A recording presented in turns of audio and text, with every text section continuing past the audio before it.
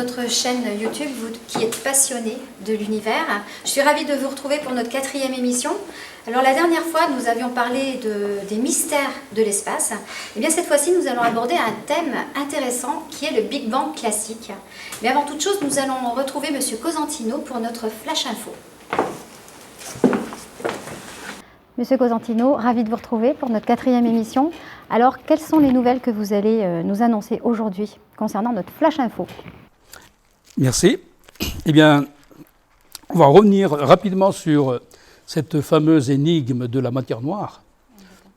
De quoi est-elle composée exactement? Alors, depuis 2005, des équipes de recherche commencent à dire ce que nous disons déjà il y a 25 ans. C'est-à-dire que cette matière noire, elle serait composite, dont une partie serait de l'hélium, ce qui est déjà une bonne nouvelle pour nous, puisque nous, il y a 25 ans de cela, on proposait comme candidat à la matière noire de l'hélium, mais superfluide. Ceci, c'est en 2005. Ensuite, nous avons deux autres équipes indépendantes, l'une du 15 août 2018, l'autre du 15 août, ça se tient à quelque chose près, donc deux équipes différentes, qui, elles confirment qu'il s'agit bien de l'hélium. Donc c'est une bonne nouvelle pour nous, puisque avant on ne savait absolument rien sur la matière noire. On a commencé à mettre une propriété qui est la superfluidité, et maintenant on commence à mettre le nom d'hélium. Donc ça va bien dans le bon sens de ce qu'on a écrit il y a 25 ans en arrière, que la matière noire serait de l'hélium superfluide, bien sûr à basse température. Ça c'est notre premier flash info. La deuxième concerne l'âge de notre univers. Donc, dans notre première vidéo, voilà, à la fin de notre vidéo, on a signalé qu'on s'attend dans les mois, on va dire maximum dans 2 ans, qu'on change l'âge de notre univers, qu'on le vieillisse. Et là, il y a 2-3 jours, a été annoncée la découverte d'une étoile. Alors, je donne le titre, la référence, on la mettra sur Internet ou sur les emails. Une étoile presque aussi ancienne que le Big Bang. Ça laisse supposer qu'on a des objets célestes qui s'approchent de l'âge de l'univers. C'est comme si on avait un enfant dont son âge s'approche de celui de son père, pour situer un petit peu le problème. Alors bien sûr qu'on en reparlera dans la prochaine émission sur le Big Bang fractal, parce que là, je vais pouvoir justifier que le Big Bang fractal, il est aussi légitime et plausible que le Big Bang classique. Là, on va se concentrer plutôt sur le Big Bang classique. Voilà, donc c'est deux bonnes nouvelles, dont une des références que je peux donner, c'est dans Futura Science, c'est là où j'ai pris ce titre, puisqu'il est donné dans ce site-là, qui est très connu. D'accord. Donc on peut commencer notre 4e émission avec le Big Bang classique. Exact. Avec la première question. Alors, y a-t-il eu vraiment un avant Big Bang? Alors, y a-t-il eu vraiment un avant Big Bang? Juste chercher. Oh oui, allez-y. Le petit questionnaire-réponse. Alors, est-ce qu'il y a eu vraiment un avant Big Bang? Eh oui, grande question du XXIe siècle. Eh bien, la réponse, on n'en sait pas trop. D'accord. Puisque tout à l'heure, on parlera du mur de Planck, du temps de Planck, et on sait qu'en physique, on peut remonter dans le temps jusqu'au temps de Planck. Qu'est-ce qu'il y a avant? Eh bien, hypothèse sur hypothèse. D'accord. Il n'y a plus rien à dire là-dessus. Pour l'instant. Donc je peux passer à la deuxième question? On va passer à la deuxième question. Allez. Alors, le Big Bang, est-ce qu'il a été la conséquence d'une grande explosion, comme on peut le croire? Alors oui, en tant qu'énergie colossale qui s'est libérée au temps de Planck. Oui. Maintenant, qu'est-ce que vous voulez dire après par grande explosion? Parce que pour moi, grande explosion, si je me mets à la place du public, est-ce que ça fait un grand bruit? Alors, colossale énergie, oui, mais est-ce que ça a vraiment fait du bruit? Il faut qu'il y ait du bruit, il faut qu'il y ait de l'air. Donc, vu qu'il n'y avait pas d'air, pas de bruit. Donc, une naissance, une naissance sans bruit. mais avec une énergie colossale. Donc une grande explosion, entre guillemets. Alors, est-ce que vous pouvez nous expliquer dans les grandes lignes la chronologie ou l'histoire de l'univers? Est-ce que notre univers, voilà, pour aller à l'essentiel, est-ce qu'il a une histoire? Oui, notre univers, il a une histoire. Une histoire puisque il y a de la matière dans l'univers. Et cette matière-là ne peut pas venir comme ça du néant.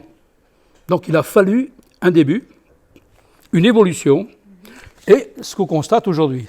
Alors pour aller toujours donc dans les points essentiels, au départ, cette matière était du plasma, extrêmement chaud, puisqu'on a parlé tout à l'heure d'une colossale énergie qui s'est mis en place. Et là, à partir de ce moment-là, l'univers commence à se refroidir. Donc ici, on n'a pas encore des particules, on a un plasma, un mélange énergétique où, avec le refroidissement de l'univers, eh bien, tout doucement, vont se constituer les éléments que nous voyons aujourd'hui. Alors, dans l'ordre chronologique des choses, la première chose que l'univers il fait en se refroidissant, c'est bien sûr les particules les plus simples, c'est-à-dire donc l'hydrogène. Un proton, un électron. Ensuite, la matière se complexifie un tout petit peu, ça devient de l'hélium. Et là, on est toujours dans la matière simple. L'avantage de l'hélium, on en reparlera bien sûr souvent dans nos émissions, c'est que c'est un atome extrêmement stable. C'est encore une des propriétés très intéressantes pour la matière noire, parce qu'il faut qu'elle soit stable. Nous arrivons ici maintenant, à partir de l'hélium, à avoir maintenant ce qu'on appelle des composés lourds. Lourds. Alors là, on va dire que ça va être le carbone, suivi de l'oxygène. Alors pour résumer, hélium, hydrogène, hélium, carbone, oxygène. Alors l'hydrogène et l'hélium, c'est ce qu'on appelle les éléments légers, ce que le Big Bang a produit, quasiment donc dans les 3 minutes qui ont suivi cette colossale énergie qui s'est déferlée dans l'univers. Par contre, dès qu'on parle à partir du carbone, l'oxygène, etc., là on est dans les éléments qu'on appelle lourds. Et là, il a fallu attendre plus longtemps pour que l'univers se refroidisse encore et encore. Il constitue des étoiles avec uniquement de l'hélium, voire de l'hydrogène, et ce sont les étoiles plus tard qui ont donné le carbone et l'oxygène. Donc il se passe du temps, donc il y a une histoire qui pour l'instant a démarré avec le plasma, a démarré avec donc l'hydrogène, et on se retrouve maintenant avec l'oxygène, ce qui est déjà pas mal dans l'étape de l'univers. Mais ça ne s'arrête pas là, puisqu'après le carbone et l'oxygène, eh bien, il y a les molécules, la poussière, les nuages de gaz, les étoiles, les galaxies, les amas de galaxies, et aujourd'hui, c'est ce qu'on contemple donc, dans l'univers. Alors, dans le Big Bang classique, à partir du moment où il y a eu ce plasma jusqu'à aujourd'hui, cette histoire-là, on peut la calculer d'une manière classique à 13,8 milliards d'années. Alors, si dans notre discussion, on va dire 14 milliards d'années, je pense que c'est plus facile pour nous dans notre dialogue. Hein. Donc, 13,8 milliards d'années pour cette histoire de l'univers. Alors, comment les astrophysiciens et les cosmologistes ont-ils découvert le Big Bang suivi d'une expansion de l'univers?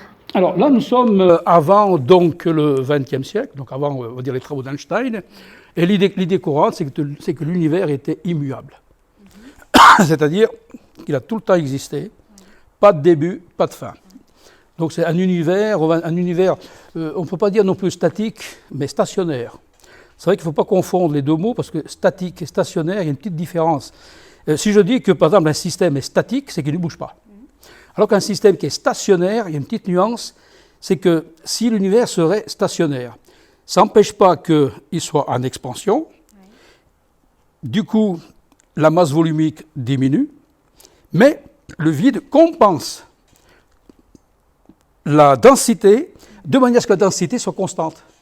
Donc il y a création de matière au fur et à mesure que l'univers s'agrandit, pour que la masse volumique soit la même. Donc la masse volumique, c'est quoi? C'est une quantité de matière par unité de volume.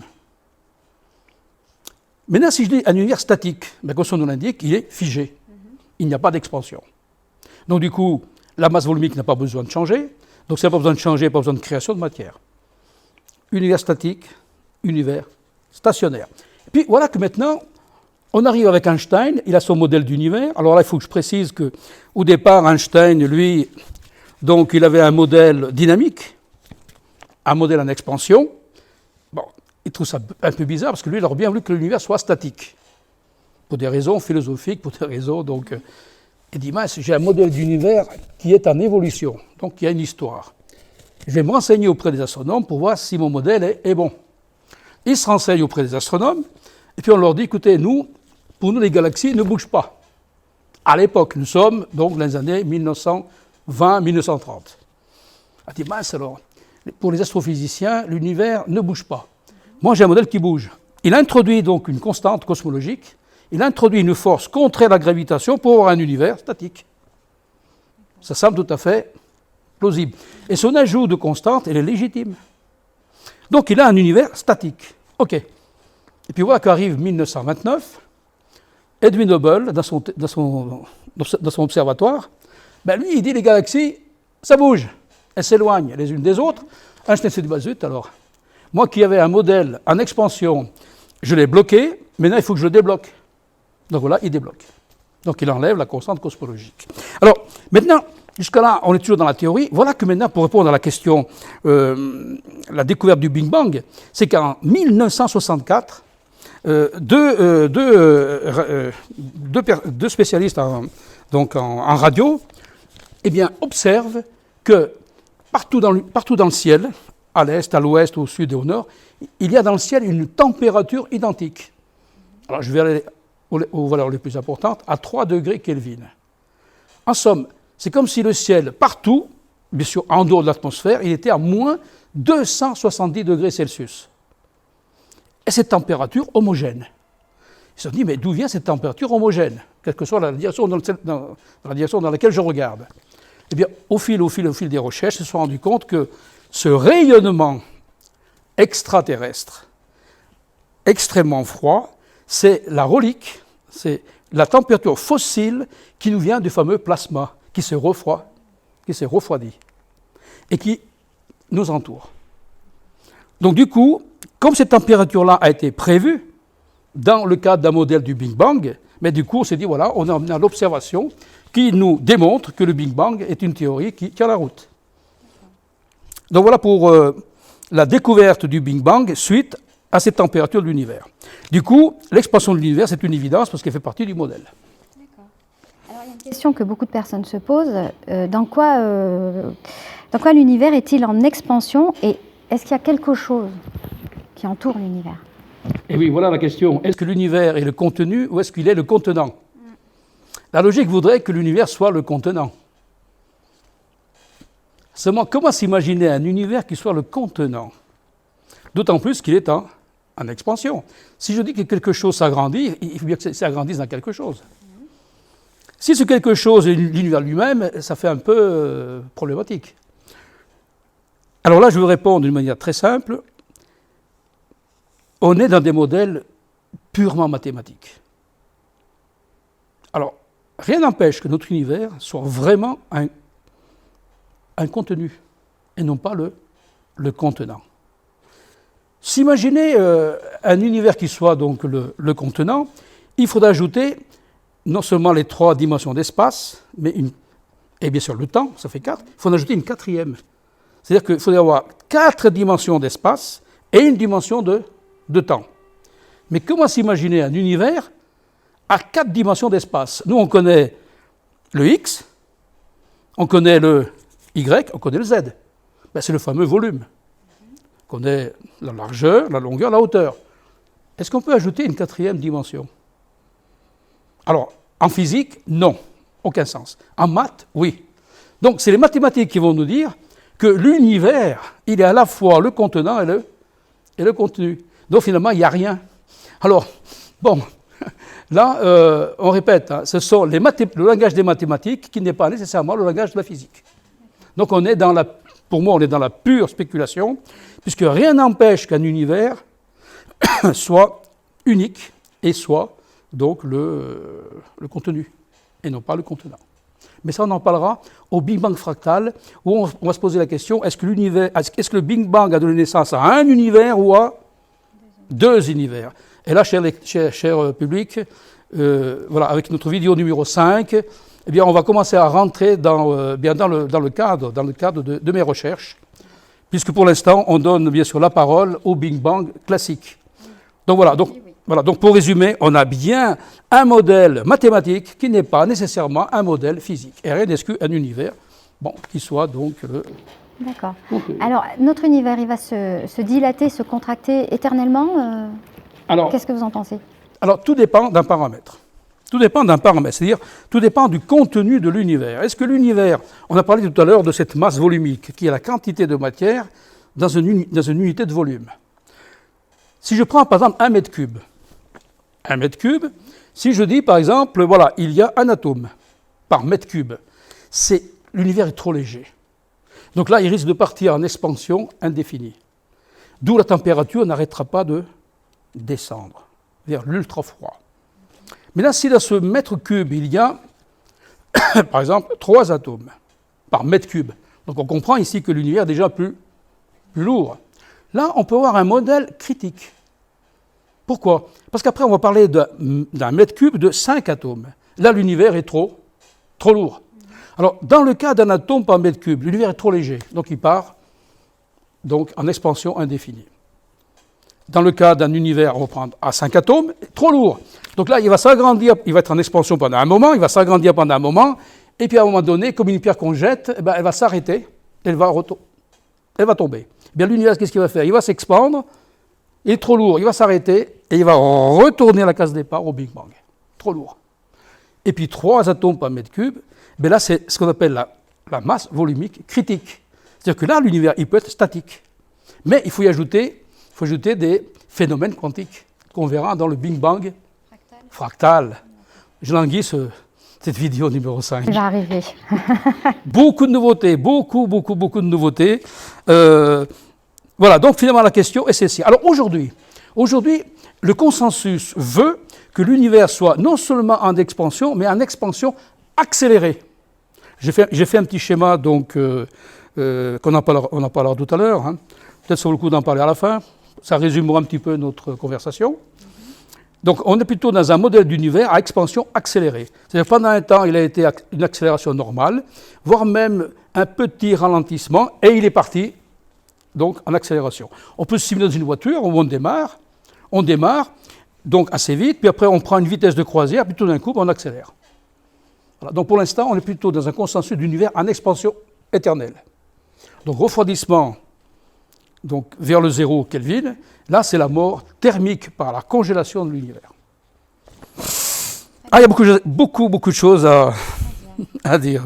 Alors, Monsieur Cosentino, comment les galaxies et les amas de galaxies se sont-ils formés? Alors là-dessus, il faut tout de suite dire une chose. Nous n'avons aucun modèle explicatif de la naissance d'une galaxie, encore moins d'un amas de galaxies et encore moins d'un superamas de galaxies. Tout ce qu'on sait, selon la théorie classique, du Big Bang classique, c'est que pour qu'il y ait la formation d'une galaxie ou un amas de galaxies, il faut de la matière noire. Mais le problème, c'est qu'à ce jour, elle n'a pas été découverte. Si et seulement si la matière noire venait à ne pas exister, eh bien le modèle du Big Bang classique est mal. Il va être discrédité, quoiqu'il est déjà discrédité, mais si la matière noire viendrait à ne pas être découverte, le modèle du Big Bang classique sera désuet complètement, puisque c'est soi-disant grâce à la matière noire qu'existent les galaxies. Donc, sans matière noire, que font-elles les galaxies aujourd'hui? Donc, il y a un problème. Le problème, ce n'est pas dans le fait de voir des galaxies, c'est le fait de faire l'hypothèse qu'on a besoin de la matière noire pour voir les galaxies. Donc là, je pense que certains commencent à avoir des sueurs froides. D'accord. Alors, de quoi est faite la matière noire? On peut se poser la question. Et puis, l'énergie noire aussi. Alors, et qu'est-ce qu'un trou noir? Je vous pose les 3 questions. Tout est noir. Voilà. Tout est noir. Mais très bientôt, on va y comprendre un peu mieux. Voilà, noir sur noir, il n'y a plus d'espoir. Et oui, on commence à perdre beaucoup d'espoir dans le Big Bang classique, parce que finalement, la matière noire, on a vu, on n'en sait rien. Alors nous, bien sûr, dans nos travaux de recherche, qu'on a publiés il y a 25 ans, on a dit que tout à l'heure, la matière noire, c'est de l'hélium superfluide à très basse température. Bon, ceci est en bonne voie, mais ce n'est pas encore confirmé. L'énergie noire, eh bien, la question sera vite, c'est que on n'en sait rien. Mais alors là, absolument rien. Est-elle constante? Est-elle variable? On n'en sait rien. Donc, noir. Et noir, ça veut dire soit qu'on ne sait rien, soit qu'on ne la voit pas. C'est plutôt qu'on en sait. On n'en sait rien. Et enfin, un trou noir, eh bien, on sait ce qu'il y a autour, mais on ne sait pas ce qu'il y a à l'intérieur. Donc, en résumé, matière noire, énergie noire, trou noir, le Big Bang classique avance dans le noir.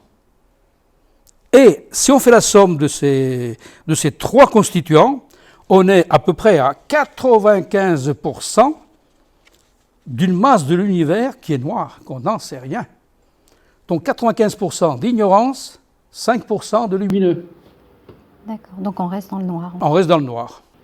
D'accord. On reste dans le noir. Donc si on dit cosmologie du noir, oui, cosmologie du noir. Alors on nous parle du rayonnement fossile. C'est quoi au juste ce rayonnement fossile? Ce rayonnement fossile a été découvert en 1964. On avait déjà des modèles, donc par des radios, c'est des phénomènes de radio, ce sont des ondes radio, des radios, longueur d'onde radio.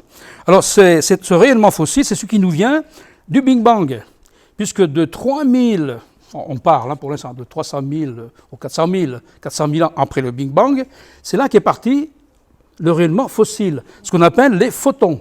Ils sont partis 400 000 ans après le Big Bang. C'est peu, c'est pas un milliard d'années. 400 000 ans après le Big Bang, les photons partent dans l'espace. Et on les reçoit aujourd'hui à 3 Kelvin. Et c'est grâce à ce rayonnement fossile qu'on s'est dit, mais l'univers est en expansion. Cette expansion qui a été observée, pour l'instant je mets entre guillemets, par Edwin Hubble en 1930. D'accord, alors on a parlé tout à l'heure d'Edwin Hubble également. On va peut-être le situer pour nos auditeurs. Donc c'était un astronome américain qui est né en 1889, mort en 1953. Et on va dire que c'est grâce à lui, parce qu'il a permis d'améliorer la compréhension de la nature de l'univers en démontrant l'existence d'autres galaxies en dehors de la Voie lactée. Exact. D'accord. Tout à fait. C'est ce qu'on a commencé à appeler les univers-îles. D'accord. Parce qu'avant, les galaxies, on les considérait comme des nuages dans notre atmosphère, peut-être simplement comme des nébuleuses. Et puis finalement, c'est plus que des nuages, c'est plus que des nébuleuses. Ce sont des galaxies à part entière, comme la nôtre. Donc c'est un univers galactique, voire même extragalactique. On va passer à la 10e question. Oui. Et pratiquement l'avant-dernière, on va dire. Plutôt, oui. Alors, elle peut paraître un peu triviale, cette question, mais pourquoi la nuit est-elle noire, en fait? Oui, c'est une question qui peut paraître triviale. Parce qu'il y en a qui pourraient dire, parce qu'il n'y a pas de soleil. Aussi. Et bien voilà, la question est non, c'est plus que ça. Non, c'est une question très cosmologique qui a un sens extrêmement profond. Et justement, les tenants du Big Bang classique s'en servent comme preuve, entre guillemets, parce qu'on verra dans le Big Bang fractal qu'il y a une autre explication. Toujours dans l'explication classique. Pourquoi la nuit est-elle noire? Eh bien justement, les étoiles rayonnent de la lumière. Dans un univers statique, si notre univers serait statique, avec les milliards et milliards d'années, normalement, le rayonnement des étoiles devrait produire un ciel blanc, tellement qu'il y a de rayonnement de photons envoyés par les étoiles. Donc un univers statique, c'est comme si dans une pièce, j'allume tout le temps les spots, les lampes. Il fait de la lumière dans toute la pièce. Mais imaginez que cette pièce, maintenant, elle est en expansion. Du coup, la lumière s'atténue. Encore en expansion, ça s'atténue encore, et on va même voir des zones d'ombre dans la pièce. Donc pourquoi cette nuit est-elle noire? Pourquoi, d'après eux, l'univers est en expansion, les étoiles n'ont pas le temps de chauffer le ciel à blanc. C'est cette expansion-là qui fait, comme on l'a dit, fait descendre la température, qui fait descendre la lumière, et du coup le ciel reste noir à cause de l'expansion de l'univers. Alors je ne sais pas si j'ai répondu à la question, mais en tout cas, le fait qu'on voit le ciel noir, certains s'en servent pour consolider le Big Bang classique d'un univers en expansion. Alors je répète, dans notre vidéo numéro 5, on va montrer qu'il y a une autre explication tout aussi plausible. Voilà. On a broyé beaucoup de noir hein, pour cette émission. Ben, j'espère qu'à la prochaine vidéo, ça sera lumineux, très lumineux. Mais bon, il faut bien qu'on présente d'abord le Big Bang classique. Hein. D'abord, parce qu'il faut être courtois et poli. Hein. D'abord, on parle des autres. Après, on parlera du Big Bang fractal. Et là, j'encourage nos auditeurs à déjà aller sur Internet et aller voir ce que sont les dimensions fractales ou les objets fractaux. Comme ça, on se prépare pour la prochaine émission. Enfin. La dernière question. Alors, depuis peu, on se pose une question qu'on pensait être hors du cadre scientifique. Que faut-il exactement comprendre quand les cosmologistes parlent de multivers? Multivers, eh oui, eh oui. Alors, jusqu'à peu, on pensait qu'il n'y avait qu'un Big Bang et un univers, le nôtre. Et là, depuis quelque temps, eh bien, on commence à se dire, mais finalement, pourquoi il n'y aurait qu'un univers? Et là, on part dans l'hypothèse qu'il pourrait y avoir 2, 3, 4, 50 univers, des milliards d'univers, en plus d'une autre. C'est ce qu'on appelle les multivers. Alors, on a amené avec nous une boule. Oui, qui commence à peser d'ailleurs, Ouais, qui est très lourde. Voilà. Alors, cette image, je ne sais pas si vous... Alors, cher public, 2 petites secondes de patience pour que vous puissiez bien profiter de cette explication de ce que c'est que le multivers. Donc voilà donc une représentation du multivers, hein, ultra théorique, ultra, je dirais même hypothétique, où une des bulles peut être notre univers. Et là, on aurait affaire à un vide quantique qui donne naissance à des fluctuations comme une sorte de mer, d'un océan, où on voit des gouttes qui sautent. Chaque bulle, donc, est un univers, mais qui, entre eux, ce sont des univers déconnectés. Alors, il y a un problème quand on a affaire à des univers multiples et qui sont déconnectés, c'est qu'on ne reçoit aucune information de l'un et de l'autre. Donc ici, on ne peut pas se dire, voilà, on va observer ce type d'univers. On ne peut pas. Il n'y a pas de connexion, il n'y a pas de lumière qui va d'un univers à l'autre. Si la lumière pouvait se propager d'un univers à l'autre, on aurait des informations. Mais comme ils ne sont pas connectés, il n'y a pas d'informations. C'est pour ça que pour l'instant, c'est ultra hypothétique. Voilà tout ce qu'on peut dire aujourd'hui sur bien l'hypothèse du multivers. Voilà. Je répète, notre univers serait une bulle parmi ces bulles. Alors nous, on verra dans la prochaine vidéo que dans tout ça, finalement, il n'y aura que deux univers. D'accord. Bon, suite au prochain numéro, à la prochaine émission. Je languis cette émission-là.